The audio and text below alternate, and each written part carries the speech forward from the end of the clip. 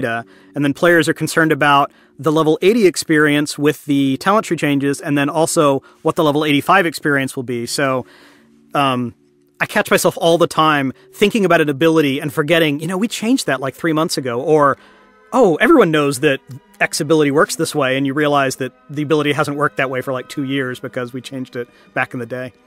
We don't have a great system for going back and looking at old data. It would be really hard to do that and kind of keep it straight. Oh, it was build 13468 where we changed the way Vindication worked. But it's tough. You kind of rely on collective memory a lot. And the players are very quick to point out when you screw up or say something that's been changed, and then they use that as ammunition that you clearly have no idea what you're doing and should be fired immediately from your job. Yes, they are fact checkers.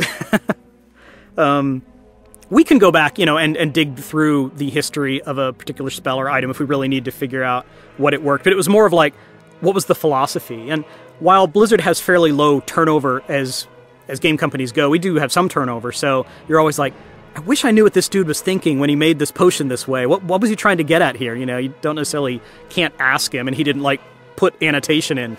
I made this potion MP5 instead of Spirit for this reason. So, we definitely have WTF moments where what was this dude thinking? Why does this talent work that way? Let's just change it. But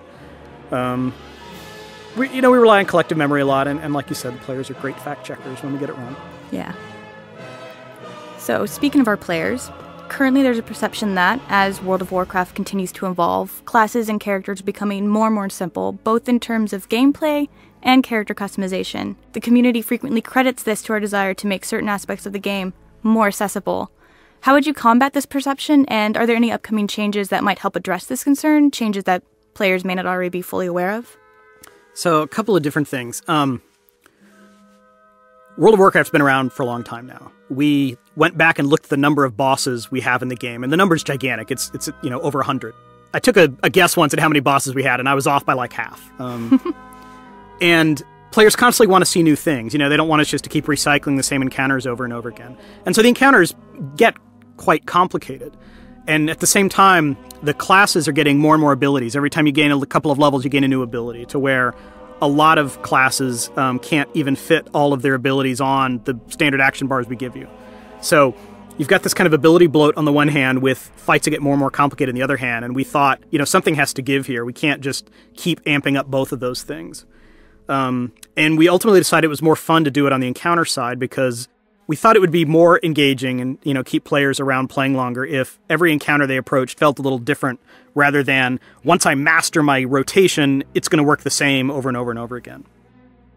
Originally, I don't think a great deal of thought went into the rotations of a class. I mean, in Molten Core, a lot of classes didn't even have rotations. For the Warlock, cast Shadow Bolt. Nowadays, we design classes to have certain abilities that have synergies so that you do them in a certain order. Definitely on the traditional long PvE boss fight, but even in PvP, even when solo, even when handling packs of trash or whatever. So players are expected to manage a lot of abilities, and if they want to do competitive DPS or whatever, they need to know how all of that stuff works together. So we took a step back, tried to decide, does this really make sense or not? Do players really need this mechanic? Are we getting anything out of it? Can we really find a niche for this spell or ability? I think the in Cataclysm, the classes that got a little simpler were ones that kind of needed to, like Feral Druid to some extent. On the other hand, we took some rotations and added a little bit of complication to them. Fury Warrior and the Melee Paladins come to mind. So I'm not sure it's totally fair that we've just been dumbing the game down. I think players say that sometimes when they see that a lot of players are in Heroic Dungeons now and a lot of players are raiding. That doesn't necessarily mean they're successful at it. That doesn't necessarily mean they're as successful as you are, or they got to the content as quickly as you did, or they've gotten all the achievements, or they're able to see all the fights on Heroic. We want to bring up the bottom end, I think, to where a lot of different types of players can experience the content, but we also want to make sure that for players that really want to show their stuff and test themselves, that there are fights like that out there, and players are probably discovering that's the case for Sinestra today. So the customization issue is also interesting. Originally, kind of the vision for World of Warcraft would be there's lots of different types of armor, and only the best players get the best looking armor. We've kind of relaxed that as time has gone on, because getting set bonuses is one of the big defining moments of a particular tier of gear, whether you're talking about a dungeon or a raid. That's one of the things that really is going to kind of change up what you do. Otherwise, your stats are like, oh, look, more spell power, more int, more crit, the kind of stuff that you have in your gear now. So we really like for players to get their set bonuses. Getting their set bonuses changes up the way they play a little bit. We didn't want to deny that to the great unwashed and only keep it for the, the super elite raiders. So we make sure that players have an avenue to get their set bonuses. It used to be back in the day, you would see the guy that can raid Blackwing Lair and Naxxramas. He was decked out in this crazy stuff that you could only imagine someday you'll be that cool and have that gear. We're going to try to recapture that a little bit in Cataclysm by making sure that the shoulders and helmets can only be gained through raiding, and therefore you can only gain your 4-piece set bonus through raiding. You can get your 2-piece bonus, and you can get your cool gear off badges or off running heroic dungeons, but you have to actually see the content to be ultimately tricked out. The look of World of Warcraft is still really important to us. I think a lot of MMOs decide, well, we'll just let the players do whatever, and the players know what's best, and, if they want to look like a clown, they can look like a clown, and we're okay with that. And our approach, I think, sometimes comes off as more heavy-handed. Players want more freedom than we're often willing to give them because we are trying to control the experience to some extent. It's important to us that characters look cool, and while we occasionally give you items that let you turn into a furbolg or turn yourself different colors or things like that, we ultimately want to preserve the look and make sure that players look cool and can't make themselves look ridiculous. Right. If we had a way to vet the way players would look, no, you can't use that color dye with that color dye because you'll look silly. An approval process of sorts. Yeah. I mean, that's just kind of beyond the scope of what we can do given the size of our audience. So we understand it's important for players to distinguish themselves. We try to do that a lot through the companion pets you can get. We're increasingly offering more non-combat toys, the things like archaeology and a lot of the trade skills and some of our world events. We'd like to get even more creative with minor glyphs. I think minor glyphs still haven't quite delivered on the initial promise of, oh, your fireball can be green. And some of that requires tech we don't have yet. Some of it requires asking the artist, hey, not only do I need a new spell for my level 83 Death Knight ability, but I need 4 versions of it so that I can change the colors and stuff too. But it's still something we really want to do, and it's in the long-term plan, and that will allow players a little more freedom to be, a unique individual inside all the shaman wearing the same armor sets. So we've answered variations of this question before in a number of different mediums, but it keeps coming up. How do you decide what needs to change, whether or not it can be changed, and how and when it will change? Is there some sort of secret formula or plan that players aren't privy to? I wish. It would be awesome to say, yes, we have the holy text of how World of Warcraft class design works and we just follow it. But, the reality is it's super subjective. It could be anything from, hey, I was in a raid last night and, man, Death Knight DPS really seemed low. Or it could be, I got an email from this player I know. He kind of knows what he's talking about, so we should pay attention to it. To, there's a lot of players in the forum saying this is the case. Maybe we should think about it.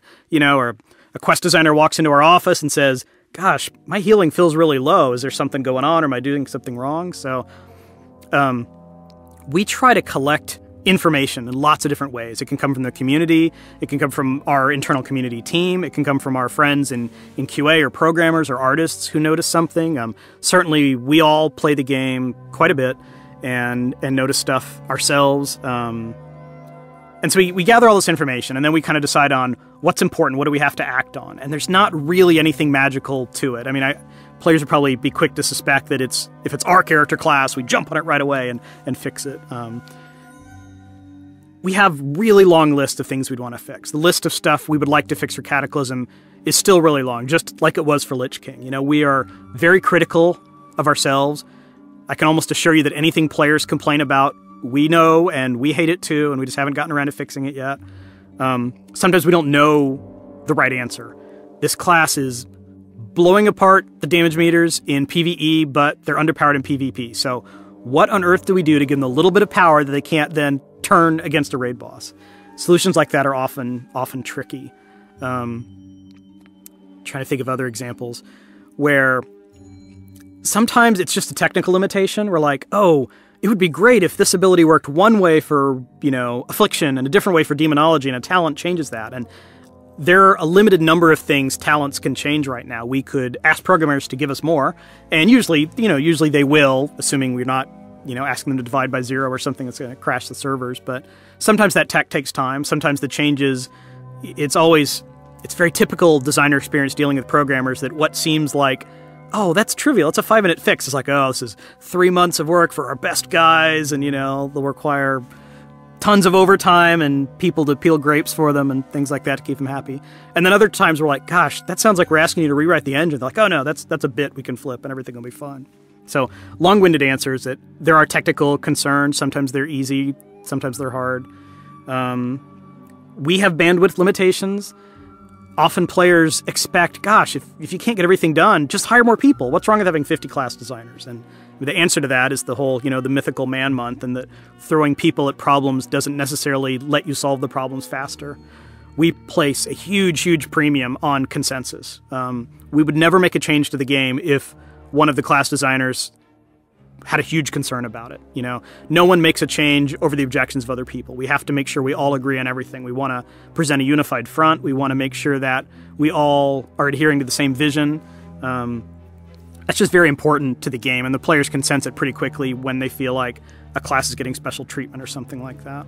So adding more people just means all of those meetings where we decide things take that much longer, and there's a bigger chance that you'll have someone who disagrees or just wants to march to their own drummer or something. So our team is probably a lot smaller than players suspect it is. And we try to handle the problems that we think are serious because they're a huge quality of life issue, or we just think it sucks that something works the way it does, and we try to tackle those first. The smaller things we get in if they're really cheap and easy to fix. If they're the worst kind of task is like not a huge impact on players and super, super risky. Those are the ones that are like dead on arrival because they're just not worth it. Players won't appreciate the change, and we might risk introducing bugs or a lot of downtime or something like that. It's enormously subjective. It's very much an art, and it's not necessarily a pet list, but it's more of a gigantic triage, and high priority critical stuff gets attention the first, and things that are easy get attention the second, and things kind of in the middle where it's not really that big a deal and kind of hard to fix are often the things that kind of go on and on. So with respect to lists, you mentioned technical limitations previously. Do you ever make notations somewhere so that you can go back to a particular spell, talent, class build once you might have the technology? Oh, constantly. We do that all the time. A couple of recent examples are in Cataclysm. We introduced new resource mechanics for a lot of different classes and specs. Focus was a very easy one. We basically already had that working for Hunter Pet, so we just added to the Hunter. It was no big deal. The Warlock required a completely new system.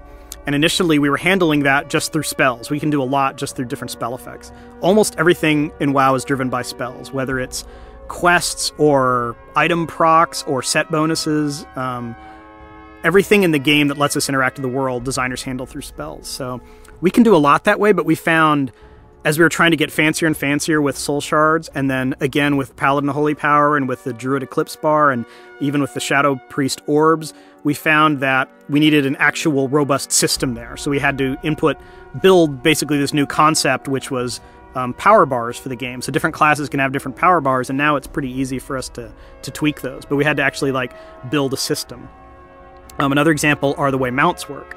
We changed the way mounts work a lot for Cataclysm. It used to be that a blue mount had a certain movement speed, and then a purple mount had a faster movement speed, and you basically gave up your blue mounts once you found a faster mount.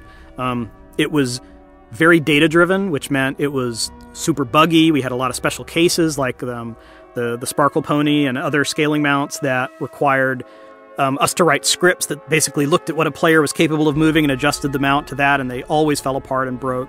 So we finally decided, okay, we need a mount system in the game. We need to specify this is this kind of mount. It's a land mount that can fly, or it's a flying mount that can go underwater, or whatever.